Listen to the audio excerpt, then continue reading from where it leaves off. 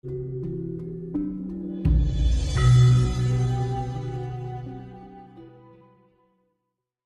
tanha mukti palapa. Aku ora rumangsa seneng lek durung Nusantara itu guyub, rukun, indah dan damai. Aku lek ngomong ngono mesti nangis deh. Karena negara ini semakin jauh, semakin jauh, semakin jauh. Prabu Kertanegara sumpah seperti itu, ya. Ing Tumasik sekarang Singapura, ing Johor sekarang Malaysia, ing Ternate masih provinsi kita, ing Gurun sekarang Australia. Pengaruhnya dulu tuh sampai di sana. Lalu Prabu Kertanegara, Priyayi Singosari sumpah seperti itu.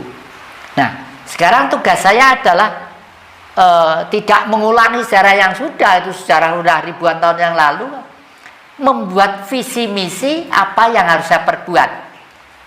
Ini terpengaruh dengan apa yang disampaikan Bung Karno pada waktu 62 di makam Eyang Putri yang Kakung. Bung Karno mengatakan, Jati ingat ya, Jati besok yang teruskan Bapak. Bahasa Jati besok yang teruskan Bapak itulah saya selalu membuat pikiran, terus membuat cara-cara lewat YouTube, lewat tulisan, lewat segala macam untuk tetap bercerita tentang negeri ini harus bagaimana, kemana dan itu. Nah ini mungkin sumpah Gajah Mada itu apa itu ya? Jika diimitkan Gajah Mada itu gagah gitu. Iya. Kalau menilik dari kebesaran waktu Singosari terus dilanjutkan dengan Kerajaan Mojopahit dari eranya Prabu Kertanegara sampai Raden Wijaya sampai sebegitu besarnya, kalau menurut dengan teori Cokro Manggilingan berarti kan ada kemungkinan bahwa Nusantara ini kelak juga akan besar juga ini. Saya yakin kelak akan besar, tapi ini keharusan ya, bukan anehnya, harus sakit terhimpit sampai ke langit dulu. Itu sampai kapan sakit? Bangsa kita terus sakit. Ini sudah mulai kira-kira 10-20 tahun yang lalu. Karena apa? Karena sejak zaman Majapahit yang terakhir, yang Prabu Brawijaya kelima, itu beliau itu oleh anaknya sendiri sudah dikuyo-kuyo. Karena anaknya mengaruh kepercayaan dari Timur Tengah sana. Dikuyo-kuyo. Bapakku ini masang patung, bapakku ngebong dupo, bapakku ngene. Itu orang menduakan Allah itu. Orang menduakan Allah, meskipun bapaknya sendiri, ibunya sendiri dibunuh itu halal. Sampai seperti itu. Dan ini pikiran-pikiran ini adalah direkayasa oleh orang Barat, karena Barat di sini tuh kan pernah kurang lebih ratusan tahun zaman VOC. Ngerti betul kalau Sabang Merauke negara yang kaya raya. Yang kedua, orang Jawa itu jangan dimusuhi perang, nggak bisa sing ngalahne. Wong Jawa itu kadung nesu, sedakap gitu loh, ngancur nih bangsa liya tuh bisa, dan itu betul deh, bisa.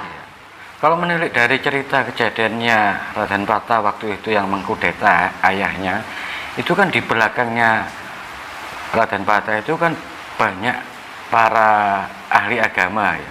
Iya. Ya.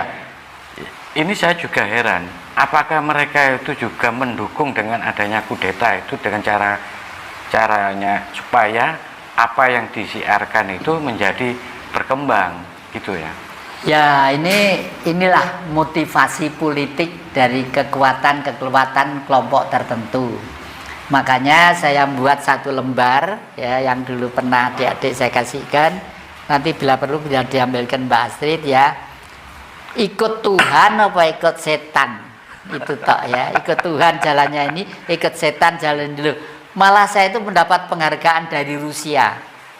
Duta besar Rusia sampai datang ke rumah saya melihat itu, ini yang benar, ini yang benar, dan sekarang terjadi. Tahun berapa itu ya? Kira-kira 2 tahun yang lalu, kalau enggak 3 tahun yang lalu. Ini yang benar. Romo bisa nanti untuk gembleng pemuda-pemuda di Rusia, siap. Karena di Rusia juga ada masjid namanya Masjid Soekarno. Di sana ada Masjid Soekarno itu ada. Ya mudah-mudahan kakek ini umurnya masih 100 tahun lagi gitu. Ya nggak tahu, saya nggak pernah berpikir tentang kematian. Kematian itu tidak bisa dipikir datang dengan sendirinya. Yang penting mumpung masih bisa bernapas, bisa hidup, bisa ngomonglah dengan baik. Angen-angen bener, pikiran bener, tutur kata bener, pribadi bener, bergaul bener. Lah, bener-bener 5 itu di zaman modern sudah dibuat oleh Bung Karno sedemikian rupa, namanya marhainisme. Itu makanya Bung Karno diturunkan tahun 1965 gara-gara marhainisme, bukan karena Pancasilanya. Kalau Pancasila masih angen-angen, kalau marhainisme sudah aplikasi bentuk dari pelaksanaan itu. Tidak menindas orang lain, tidak menganggap orang lain gini, tidak orang gini dan sebagainya. Dan ini saya yakin ini nanti adalah ajaran tahun 3000 yang akan datang, dan semua sudah saya buat. Jalannya mati hanya 1 lembar, hidup yang bahagia 1 lembar, pengen masuk surga hanya 1 lembar. Dulu pernah saya sampaikan kepada adik-adik apa tidak? Ya, itu sudah pernah di video yang lalu itu. Ya, sudah pernah ya. Ya. Kembali ke tadi masalah penyiaran agama waktu itu yang khususnya di Nusantara.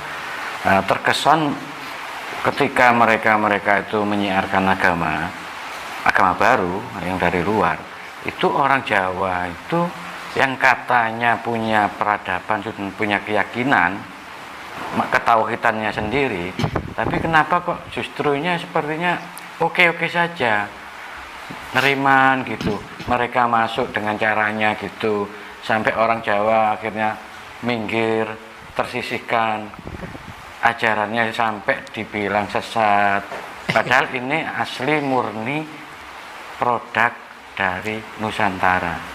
Ya, saya pengen tanggapannya yang jadi.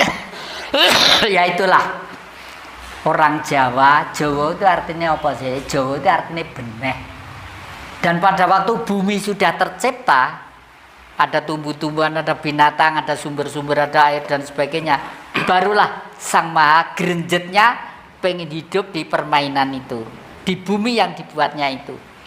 Beliau lalu mewujudkan dirinya sebagai sosok manusia disebut Jawa. Oleh karena itu orang Jawa itu punya filsafat, filosofis, hamemayu hayu ing bawono. Orang Jawa itu mempunyai kebahagiaan kalau bisa membuat perdamaian dunia itu ayem, itu bahagia meskipun sampai mati. Dan ini pernah dilakukan oleh Bung Karno. Mengingat orang Barat itu begedut, ya, dicak damai itu sulit, sampai membuat Asia, Afrika, Amerika Latin. Lalu untuk pergaulannya kemanusiaan dibuatlah Istora Bung Karno itu untuk olahraga, kesenian dan sebagainya. Nah itulah di sana. Jadi orang Jawa, dan ini nanti sudah ada perang di Ukraina, ada perang ini, kita udah tidak gumut lagi, nggak gumut lagi. Bahkan orang-orang Yahudi yang paling ditakuti orang Jawa, yang paling dia takuti. Kenapa bisa begitu ya? Iya, karena orang Yahudi itu sebenarnya sudah pengagum kitab-kitab suci. Sampai di situ di kitab suci itu dikatakan ada Jehovah, manusia yang suci ya. Nah, beliau itu sebenarnya takut dengan orang suci, dengan kita itu. Jadi, tapi kenapa sekarang ada perang seperti itu? Inilah yang saya maksud di depan, kristalisasi, disinteraksi sosial karena proses kristalisasi sejarah. Itu tadi. Oh, jadi yang mereka gaung-gaungkan itu sebenarnya faktanya tidak ada itu ya. Mereka mengatakan bahwa membawa ajaran yang damai, tapi faktanya kan perang-perang terus. Iya. Justru balik, aku sangat kontras dengan di Jawa. Orang Jawa kan damai-damai saja gitu. Iya. Dan ini sudah saya tulis dalam satu lembaran. Ya. Suatu saat manusia itu yang ikut Tuhan adalah manusia. Lalu ada rasul, ada nabi, lalu ada ini akhirnya adalah Bung Karno. Bung Karno itu bagi saya nabi juga. Nabi zaman modern. Nah, bagaimana tidak? Dengan Pancasila itu orang Islam, orang Kristen, orang Hindu, orang Buddha, orang ngebong dupo, guyub rukun deh di sini itu. Nabi itu apa artinya apa? kalau kita membuat ensiklopedia ya tentang artinya nabi, nabi itu artinya pemimpin. Dan setiap kurun waktu tertentu selalu lahir seorang pemimpin. Di dalam hadis pun diceritakan seperti itu. Tuhan Yesus mimpin 2000 tahun yang lalu. Nabi Muhammad Rasulullah mimpin 1400 tahun yang lalu. Bung Karno mimpin tahun abad ke-20 ini. Dan ajarannya nanti untuk tahun 3000. Dan nanti kitab suci itu tidak tebel-tebel deh, tipis-tipis. Tapi kalau memang apa ya, secara vulgar yang Jati ngomong kalau Pak Karno itu seorang nabi, nanti banyak yang tersinggung. Oh iya, banyak yang tersinggung. Kebakaran jenggot. Dan saya juga dibenci orang banyak. Ya. Mungkin nanti tapi tidak masalah. Kena pasal penistaan agama ini yang. Saya juga termasuk, saya sebagai orang yang KTP-nya Islam, saya pernah masuk Ka'bah 2 kali. Masuk banyak. Masuk Ka'bah 2 kali. Iya. Tidak mudah itu. Loh, tidak mudah, Dek. Hanya orang tertentu itu yang. Iya, loh, saya tahu kok dalam Ka'bah itu isinya apa. Dan ternyata dalam Ka'bah itu dulu itu ada patung kayak gitu, ya, segini-gini gitu. Jadi suku Quraisy itu membuat Tuhan digambarkan sendiri-sendiri. Lalu eyang kita, eyangnya adik-adik ini, seorang Brahmana, ya. Wah, di Gunung Penanggungan dulu ada sekolahan perguruan tinggi. Dipimpin seorang rektor. Rektor itu disebut Brahmana. Bre itu wahyu, mono itu dari sananya. Seseorang yang dari sananya sudah dapat ilmu pengetahuan. Umurnya itu ratusan tahun deh beliau itu. Akhirnya murid-murid yang pinter ditugaskan di sebar seluruh dunia. Antara lain yang ditugaskan di Timur Tengah ada. Nama kecilnya itu Hamdanahu. Ya. Yang selanjutnya bisa diulang, Mbak? Bisa diulang? Hamdanahu. Hamdanahu. Nah, nama kecilnya itu Jawa zaman kuno ya, Hamdanahu. Kamu pergi ke barat sana. Ya.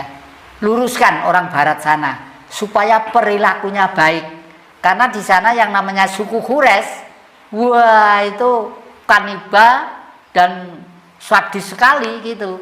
Makanya lalu beliau ke sana mengajarkan itu. Kenapa kok saya yakin bahwa beliau itu orang Jawa? Karena saya masuk Gua Hira itu cukup. Kalau orang Arab tidak cukup, orang Arab tinggi kok. Saya cukup masuk Gua Hira. Berarti tempatnya sempit ini? Sempit. Sempit, Gua Hira sempit. Saya mau masuk dilarang sama orang-orang. Waktu itu saya pergi ke sana itu bareng dengan Pak Hasyim Usadi almarhum. Wabaki bilang, jangan masuk itu enggak. Saya mati di sini malah seneng. Saya tidak pengagum Al-Quran, tapi pengagum Nabi. Kenapa saya tidak pengagum Al-Quran? Al-Quran itu macam-macam ya. Di Timur Tengah 6076 ayat. Di Malaysia 6573 ayat. Di Indonesia 6666 ayat. Coba. Melu sing di. Ya saling menyalahkan siapa yang membuat saking pinternya situasi politik waktu itu. Tinggi ngedu wong Jawa. Tinggi ngedu bangsa Nusantara inilah dudu wong Jawa ya, orang Nusantara inilah. Nah pengen jangan sampai Nusantara itu dipimpin orang yang cerdas, bijak dan dikdaya. Gitu. Kalau mereka mengatakan paling tidak kita punya kitab, meskipun itu ada kontroversial yang nggak sama jumlah ayatnya, kalau tetap istilahnya, kamu orang Jawa lu nggak punya kitab gitu. Siapa bilang? Apa punya juga orang Jawa. Sebelum ada percetaan, wong Jawa itu malah punya kitab. Kalau kitab itu kan ada setelah ada percetaan. Iya. Ya. Terus kitabnya orang Jawa kayak apa itu ya? Driji le, Dek. Driji 20. Hono Caraka Data Sawala padha jayanya maga bathanga. Hono Caraka ana utusan. Orang Jawa harus sadar, semua makhluk yang hidup yang bernapas itu adalah ciptaannya Sang Maha Kuasa.